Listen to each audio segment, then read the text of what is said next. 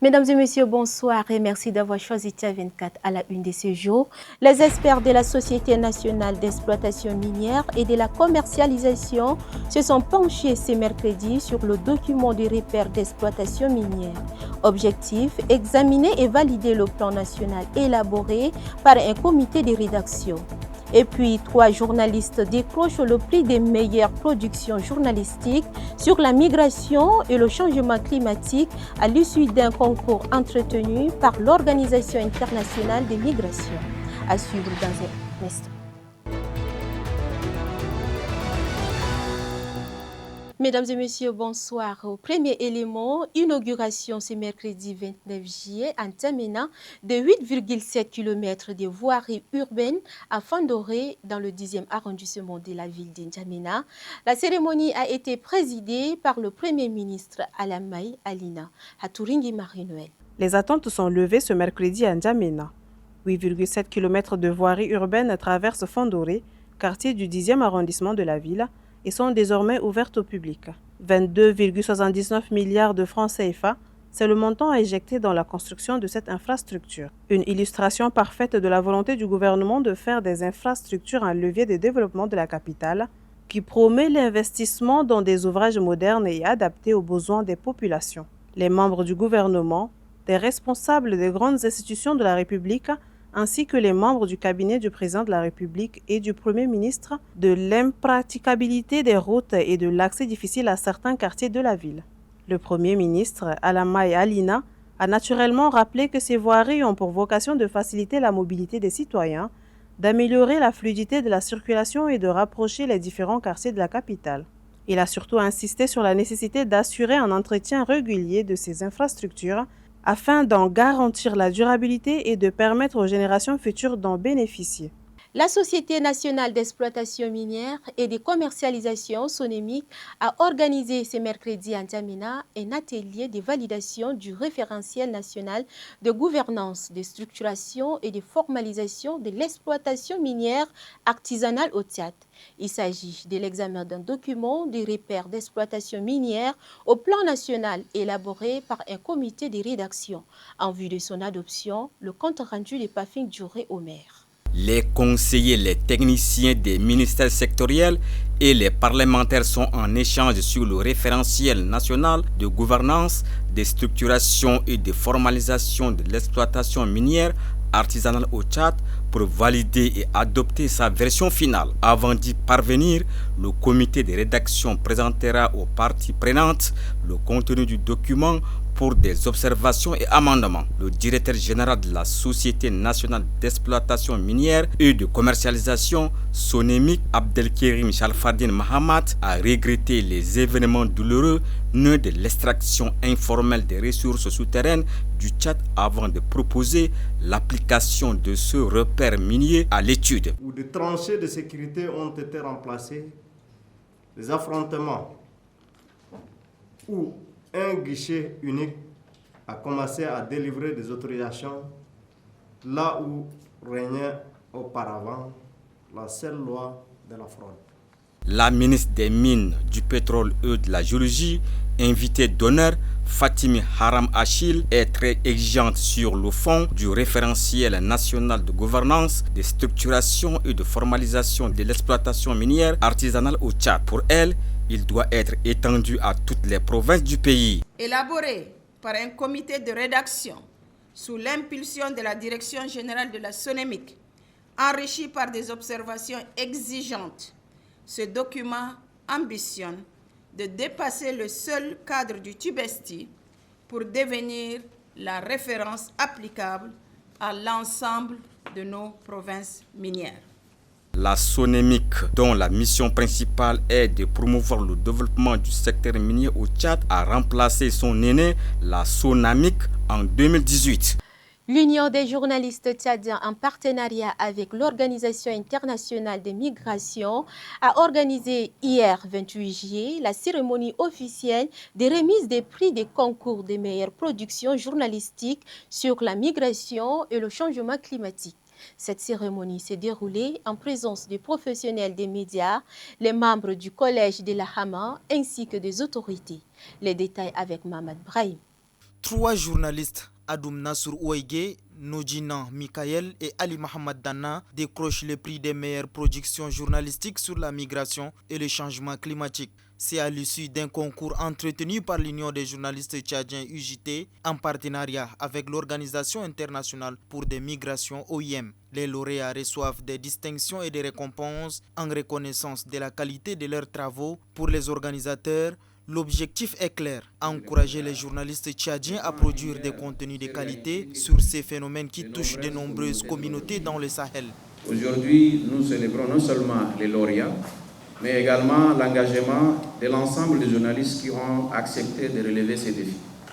À travers leur production, ils ont démontré que le journalisme est un outil puissant de sensibilisation, d'information et de plaidoyer au service de la population. Le changement climatique n'est plus une menace lointaine, il constitue une réalité quotidienne qui affecte les moyens de subsistance, accentue les déplacements internes et transfrontaliers. Une compétition qui apparaît simple, mais aux yeux de la mission de l'OIM, les enjeux sont plus grands. Le concours que nous célébrons aujourd'hui a permis de mettre en valeur des productions journalistiques de qualité portant sur les enjeux de la migration, du changement climatique et de la mobilité de la main-d'œuvre. Les candidats ont démontré leur capacité à traiter ces questions avec professionnalisme, rigueur et sensibilité, tout en mettant en avant les réalités vécues par les migrants ainsi que les solutions initiatives porteuses d'espoir. 8 journalistes avaient participé au concours, mais pour l'édition prochaine, les organisateurs espèrent compter sur une participation massive afin de rendre compétitive la production journalistique au Tchad sur les questions liées à la migration et le changement climatique. Le changement climatique est un phénomène qui touche au plus haut point les autorités tchadiennes. Lors de la cérémonie de remise des prix du concours des meilleures productions journalistiques, le secrétaire général du ministère de la Communication, Ali Mahamat Abderrahman, a invité les journalistes à jouer un plus grand rôle. Suivez cet extrait. Les défis liés au changement climatique sont aujourd'hui une réalité incontestable. Au Tchad, ils se manifestent notamment par la désertification, les inondations, la raréfaction des ressources naturelles et les déplacements des populations. Ces phénomènes ont des conséquences profondes sur les conditions de vie de nos concitoyens et appellent des réponses concertées de la part de l'État, des partenaires techniques et financiers, ainsi que de la société civile. Dans ces contextes, les journalistes ont un rôle essentiel à jouer. Leur mission ne se limite pas à rapporter les faits, ils doivent également informer avec responsabilité, sensibiliser les populations, lutter contre la désinformation, valoriser les initiatives locales d'adaptation et favoriser une meilleure compréhension des enjeux qui sont liés aux migrations climatiques. Le ministère de la Communication, en consortium avec l'UNICEF, l'Union des journalistes tchadiens et la Maison de la Presse, sur le thème « Moratoire sur la gratuité et du jugement supplétif au Tchad. Enjeux, défis et opportunités ». Les échanges avec les journalistes points focaux de l'UNICEF ont eu lieu ce 29 juillet dans l'objectif de renforcer leur compréhension. Le compte rendu de Ngakoutou Maturé. Selon les données de routine du ministère de l'Administration du Territoire et de la Décentralisation ainsi que les rapports statistiques de l'UNICEF, 48% des nouvelles naissances ont été enregistrées à l'état civil dans les délais légaux de 3 mois en 2024. On estime à plus de 3 millions le nombre d'enfants de moins de 5 ans non déclarés à l'état civil au Tchad. L'échange visait à outiller les médias sur moratoire relatif à la gratuité du jugement supplétif afin d'améliorer la qualité de l'information diffusée auprès du public. Pour rappel, une circulaire signée par le vice-premier ministre Liman Mahamat le 24 juillet dernier a lancé l'opération spéciale intitulée « Un enfant et un acte de naissance ». Une initiative conjointe du gouvernement et de l'UNICEF, cette décision fait suite à un constat du faible taux d'enregistrement des naissances. Dans son intervention, le secrétaire général du ministère de l'Administration du Territoire et de la Décentralisation, M. Goundoul Vikama, a insisté sur l'importance cruciale de l'acte de naissance. Durant la période allant de juillet 2026 à 2030, Le comité de pilotage, en collaboration avec les autorités administratives et traditionnelles, les leaders locaux, les médias et les chefs d'établissement, entendent faciliter l'enregistrement des naissances non déclarées, notamment dans les zones reculées. L'objectif est de lever les barrières administratives et financières qui entravent l'accès à ce document fondamental. Le chiffre cible, 1 million d'enfants âgés de 4 mois à 17 ans enregistrés et dotés d'un extrait de naissance. Depuis 2024, les rapports statistiques font état de 1 900 000 enfants de moins de 5 ans non déclarés à l'état civil au Tchad, un chiffre qui place le pays parmi les plus en retard d'Afrique centrale en la matière. En bref, dans la commune de Gouro, province de l'Enendi-Ouest, au moins 15 personnes ont été mordues par des chacals lors d'attaques nocturnes. Face à l'absence totale de traitements locaux, les victimes ont dû être évacuées vers Abéché et N'Djamena.